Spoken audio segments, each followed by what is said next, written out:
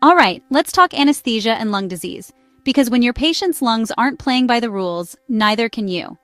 First, picture this. You're managing anesthesia for a 60-year-old man with long-standing COPD, scheduled for a hernia repair. What do you need to know? Obstructive diseases like COPD or asthma mean the airways are floppy, narrow, and full of secretions. So air gets in, but getting it out?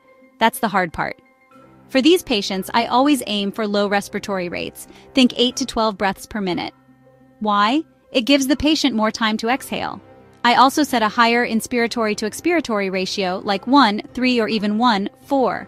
That's more time to blow off CO2 and less chance for air trapping. Tidal volumes? Keep them moderate, 6 to 8 ml per kilogram. Go too high and you risk barotrauma. Pre-meds? I'm cautious with narcotics and sedatives. They can depress the drive to breathe. I like using glycopyrrolate to dry secretions, but I avoid anything that causes histamine release, like morphine, because that can trigger bronchospasm.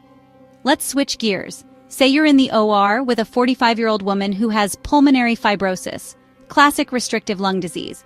Here, the problem's not blocked airways, it's stiff lungs. They just can't expand. With restrictive diseases, I set higher respiratory rates, around 14 to 18 breaths per minute, but keep tidal volumes low, like 4 to 6 ml per kilogram.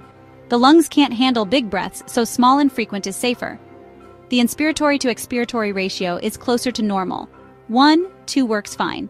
And because these patients oxygenate poorly, I keep FiO2 higher and use PEEP, positive end expiratory pressure, to help keep those alveoli open.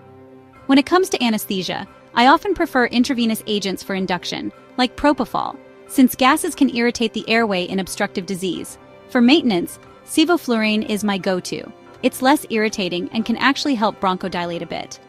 Always monitor end-tidal CO2 closely and have bronchodilators ready for obstructive cases. Let's recap. For obstructive disease, slow, long exhale, moderate tidal volume, careful with sedatives. For restrictive disease, higher rate, low volume, more PEEP, higher oxygen. And always, tailor your plan to your patient and keep a close eye on those numbers. Safe anesthesia starts with understanding the lungs you're working with. Stay curious, stay safe, and I'll catch you in the next one.